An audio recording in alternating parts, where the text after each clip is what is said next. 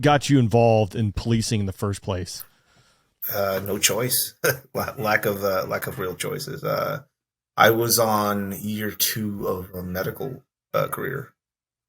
That's what I wanted to do. And this is early 2000s, 9/11 hit, and it just made the economy just go into the toilet on the border. So I didn't have a lot of choices. A lot of my friends started arriving to parties in fancy cars.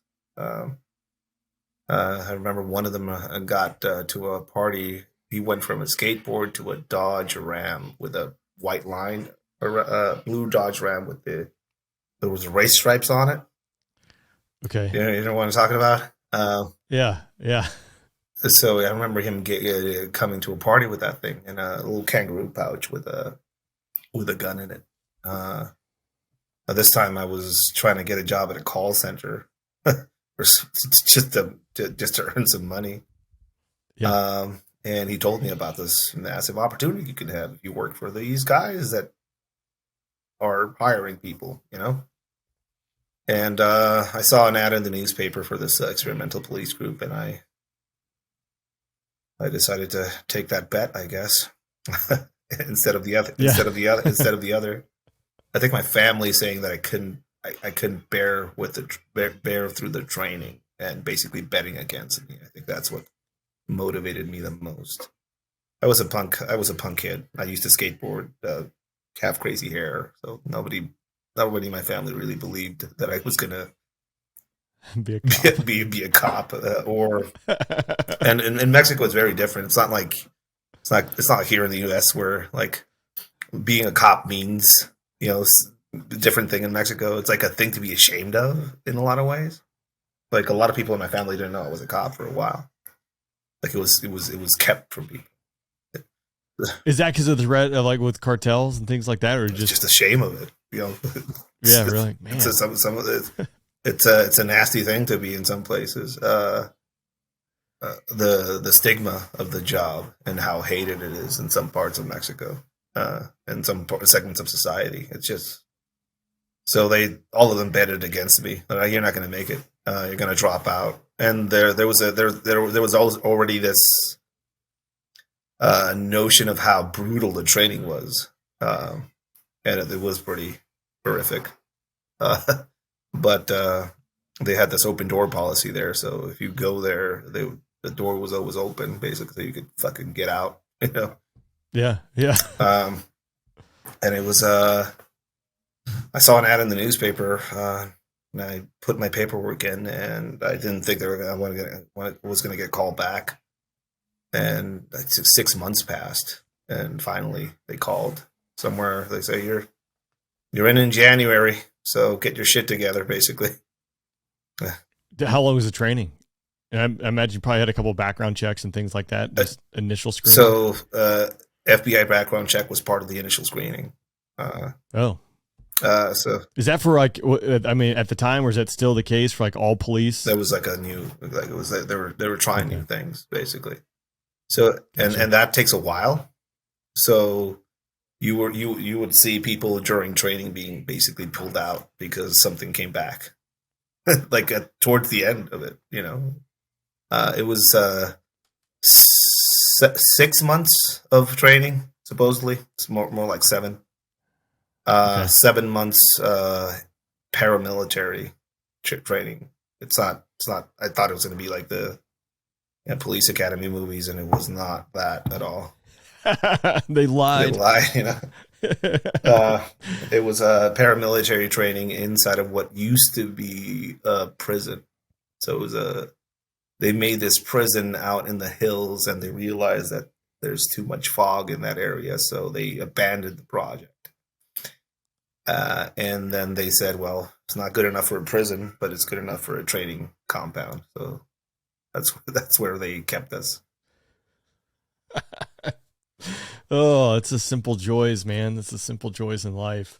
So you go through the training, and then what were like some of the first couple of years like? And then it seems obviously you really kind of went down the path to what you're doing today, but I imagine that kind of built. So what those first couple of years, and then what did it lead on to how you're sitting here today? I mean, basically they were trying to rush us through some of the training. But they needed bodies, they needed people more than, they need that more than meeting standards. So yeah. So I remember coming out to a state, basically, like a whole state in chaos, but specifically a city, Tijuana. While we were inside, there was a bunch of firefights that happened with federal agents basically trying to come to Tijuana and take control of the situation. Not happening. So we were undertrained, under-equipped. Not really clear about what we're going to do, and the people that were in charge, or the old people outside waiting for us, had a year experience themselves. So yeah. So like nobody knew what the fuck they were doing, basically. So blind leading the blind. What can go wrong? Yeah, I remember coming out and getting a soft armor second chance vest that was probably secondhand as well. Getting trained with a Beretta 92 FS pistol, and then getting a Glock, which I'd never even seen before. Just random, just basically, like, I realized as soon as we got out, it's like when you grow up, and you realize that grown-ups don't exist. Like, nobody really knows what the fuck they're doing. So I had this idea that somebody out there had their shit together and was going to know, but nobody did. Turns out no. We went out and we had, all of us were young. That's a thing that I kind of like. It's kind of dawning on me recently. I actually went back and actually got to visit the academy that I came out of and talk to some of the younger guys coming through the training themselves and how different it is now. But we were all a bunch of kids. The oldest, my commander coming out was 25. 24, 25. I was 21. Right. We're all kids. All of a sudden, we're all kids with full automatic rifles riding around the most dangerous city on the planet, doing the most dangerous job on the planet, according to some back then. And we were you would hear this ruckus on the radio, or this report of 8 vehicles with the armed personnel driving through downtown. Please, like, who's going to respond? Nobody. We were the ones that would go.